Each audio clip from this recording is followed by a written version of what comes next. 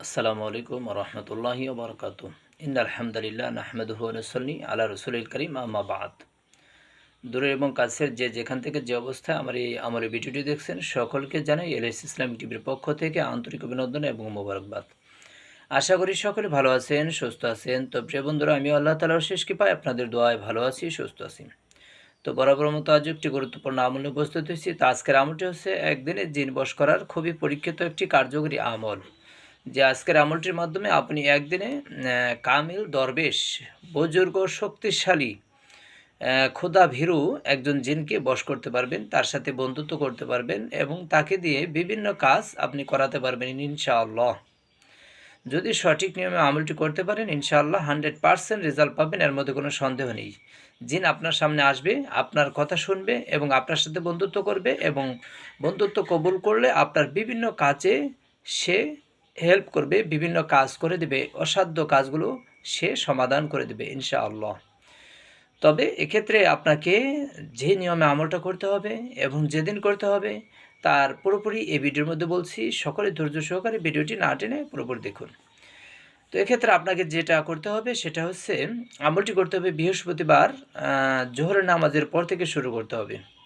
জোহরের নামাজের পর থেকে আমলটি শুরু করতে হবে এবং আমলটি শেষ হতে হতে সম্ভবত এশার নামাজের পরের দিকে শেষ হবে। এতটা সময় আপনাকে ধৈর্য সহকারে একটা রুমের মধ্যে, পবিত্র রুমের মধ্যে বসে আমলটি চালিয়ে যেতে হবে।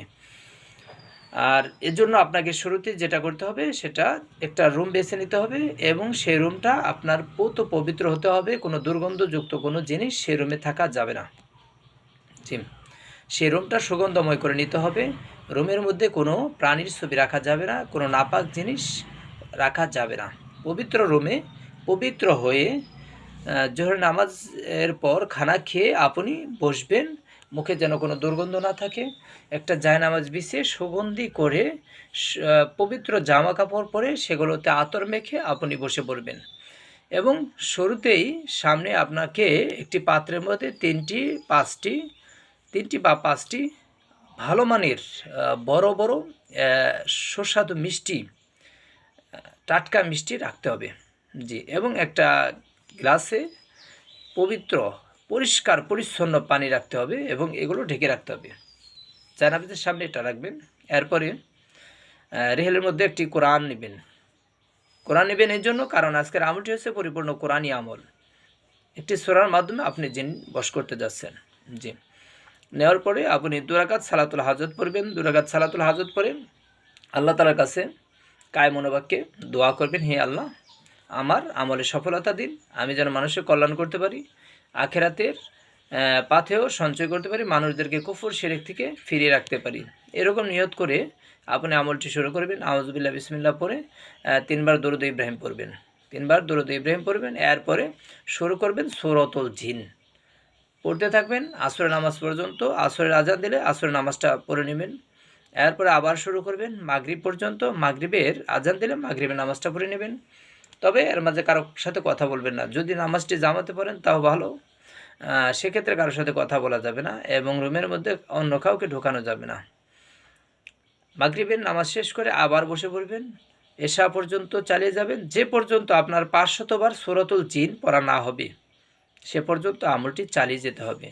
500বার যখন সূরাতুল জিন পড়া শেষ হবে তখন আবার দরুদ ইব্রাহিম 3 বার পড়বেন। ইনশাআল্লাহ এর মধ্যেই আপনার সামনে মানুষ বেশে বুজুর্গ, শক্তিশালী, আল্লাহ ভীরু একজন জিন এসে যাবে। সে আপনাকে সালাম দিবে এবং আপনিও তাকে সালাম দিবেন। খুবই নম্র ভদ্রতার সাথে তার সাথে তার হাল হাকিকত জিজ্ঞেস করবেন। সে আপনাকে জিজ্ঞেস করবে এবং এক পর্যায়ে সে বলবে, আমাকে কেন ডেকেছো? তখন আপনাকে বলতে হবে, আমি আপনার সাথে বন্ধুত্ব করতে চাই আখেরাতের কল্যাণের উদ্দেশ্যে, মানুষের দুনিয়ায় মানুষের কল্যাণের জন্য, মানুষের উপকারের জন্য আমি আপনার সাথে বন্ধুত্ব করতে চাই। যদি সে বলে ঠিক আছে, তাহলে তো আপনার কপাল খুলে গেল, আপনি এর সাথে বন্ধুত্ব করে ফেলতে পারবেন এবং সেক্ষেত্রে আপনাকে কিছু নিয়ম পদ্ধতি সে জানিয়ে দিবে বা কোনো কিছু দিয়ে যাবে, যেটার মাধ্যমে পরবর্তীতে তাকে ডাকতে পারবেন এবং তাকে দিয়ে বিভিন্ন কাজ, হালাল কাজগুলোকে করায় নিতে পারবেন। তবে এক্ষেত্রে সতর্কতা অবলম্বন করতে হবে। দুনিয়াবি কোনো লোভ লালসা আপনার মধ্যে রাখা যাবে না। যদি রাখেন এবং সেক্ষেত্রে যদি ক্ষতি হয় তাহলে এলএস ইসলামিক টিভি দায়ভার নিবে না। এক্ষেত্রে আপনাকে খুবই সেন্সিটিভের সাথে আপনাকে সতর্ক থাকতে হবে, দুনিয়াবি কোনো লোভ লালসা যেন আপনাকে পেয়ে না বসে। তো সকলে ভালো থাকুন, সুস্থ থাকুন, সকলের জন্য দোয়া থাকলো। আসসালামু আলাইকুম রহমতুল্লাহি ওয়া বারাকাতুহু। কারো কোনো আমল লাগলে অবশ্যই কমেন্টসে জানিয়ে দিন। আসসালামু আলাইকুম রহমতুল্লাহ।